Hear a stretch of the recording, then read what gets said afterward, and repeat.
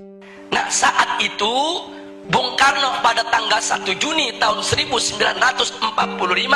mengusulkan, saudara, supaya kalau Indonesia nanti merdeka punya dasar negara namanya Pancasila. 5 dasar. Sila pertama, Bung Karno mengusulkan peri kemanusiaan, kemudian peri kebangsaan, sedangkan peri ketuhanan diletakkan di sila yang kelima, sila terakhir. Ini ditolak oleh ulama, saudara. Kiai Haji Wahid Hasyim menolak, Kiai Haji Abdul Qahar Mudzakkir menolak, Kiai Haji Agus Salim menolak. Kenapa mereka menolak? Enggak pantas ketuhanan ditaruh di sila terakhir. Enggak boleh sila ketuhanan diletakkan pada sila buntut. Ini fakta sejarah. Karena itu para ulama kita berjuang dalam forum BPPKI supaya ketuhanan naik menjadi sila yang pertama. Lalu setelah terjadi perdebatan sengit, pada tanggal 22 Juni 1945 disepakati oleh NU, Muhammadiyah, Sarekat Islam, oleh Bung Karno, Bung Hatta, Bung Yamin, semua sepakat. Apa yang mereka sepakati, saudara? Bahwa Pancasila, satu, ketuhanan dengan kewajiban menjalankan syariat Islam bagi pemeluk-pemeluknya. Dua, kemanusiaan yang adil dan beradab. Tiga, persatuan Indonesia.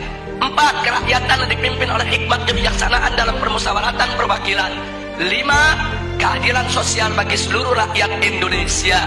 Ini sepakat, Bung Karno ikut tanda tangan, saudara. Jadi artinya mereka sepakat. Ini kan 22 Juni belum merdeka nih kita nih. 22 Juni 1945 ini sebelum merdeka. Jadi semua sepakat kalau nanti kita merdeka, inilah dasar negara kita. Nah, itu disebut konsensus nasional. Singkat cerita, akhirnya diproklamirkanlah kemerdekaan kita pada tanggal 17 Agustus 1945. Begitu diproklamirkan, maka mulai saat itu dasar negara kita adalah Piagam Jakarta 22 Juni 1945 yang tadi sudah disepakati. Tapi kemudian timbul protes dari pemerintah Jepang. Jepang nggak terima. Kenapa ada kata-kata syariat Islam di bagian pertama? Alasan Jepang, orang-orang Kristen di Indonesia Timur protes. Kalau pakai syariat Islam mereka nggak masuk negara Indonesia. Saudara, akhirnya Bung Karno dan Bung Hatta ditekan supaya menghapuskan kata syariat tersebut. Tanggal 17 setelah proklamir kemerdekaan. Nah, akhirnya Bung Karno dan Bung Hatta menggelar sidang PPKI pada tanggal 18 Agustus 1945. Nah, dalam sidang tersebut Kiai Haji Wahid Hasyim tidak hadir karena sudah perjalanan pulang dari Jakarta ke Surabaya. Kiai Haji Abdul Qahar Mudzakkir dari Muhammadiyah tidak diundang. Nah, kemudian Kiai Haji Agus Salim dari Sarekat Islam tidak diundang. Ada apa kiai-kiai kita tidak diundang, saudara? Bisa dibaca. Kalau kiai-kiai kita diundang, mereka nggak bakal setuju syariat Islam dihapus, saudara. Makanya supaya ini lolos, ini goal, kiainya nggak usah diundang, saudara. Jadi marginalisasi ulama itu udah mulai terjadi semenjak kita kemerdekaan, saudara. Disingkirkan ulama kita. Nah, akhirnya begitu digelar sidang, yang hanya 2 jam sidangnya. Sidangnya cuma 2 jam terburu-buru. Kemudian sila pertama Pancasila diganti. Diganti dengan apa? Ketuhanan. Itu aja, saudara. Sedangkan kalimat dengan kewajiban menjalankan syariat Islam bagi pengikutnya itu dicoret, saudara.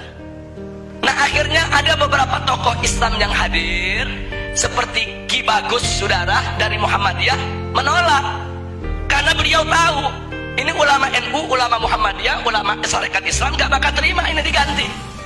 Terjadi perdebatan. Nah, akhirnya dapat solusi. Apa solusinya? Ini perjuangan Ki Bagus ini dari Muhammadiyah, saudara. Solusinya ya sudahlah, syariat dihapus nggak apa-apa. tapi tolong diganti dengan Yang Maha Esa. Dan Bung Karno setuju, saudara. Jadilah sila pertama ketuhanan Yang Maha Esa. Nah, kalau saya melihat sejarah ini, saya bersyukur kepada Allah. Loh, kenapa? Wa yamkuruna wa yamkurullah wallahu khairul makirin. Mereka berbuat makar menghapus syariat, Allah balas makar mereka. Syariat hilang, tauhid yang datang, saudara. Itu kan syariat diganti sama tauhid itu. Syariatnya dihapus, yang masuk apa? Tauhid. Kita nggak rugi, saudara. Itu pertolongan Allah, saudara. Padahal ulama dipinggirin, ulama mau dikhianati, saudara. Tapi Allah jaga. Nah, oleh karenanya sampai hari ini ulama-ulama NU, ulama-ulama Muhammadiyah nggak pernah punya masalah dengan Pancasila, saudara. Nggak ada ulama NU nolak Pancasila, ulama Muhammadiyah nolak Pancasila, para habaib nolak Pancasila. Nggak ada. Loh, kenapa para habaib, ulama, kiai dan ajangan tidak menolak Pancasila? Karena mereka tahu Pancasila adalah ijtihad ulama, karya ulama. Nah, itu yang ingin saya garis bawahi, saudara. Jadi jangan sekali-kali menuduh ulama ini anti Pancasila. Mereka yang buat kok, mereka yang rumuskan kok, saudara.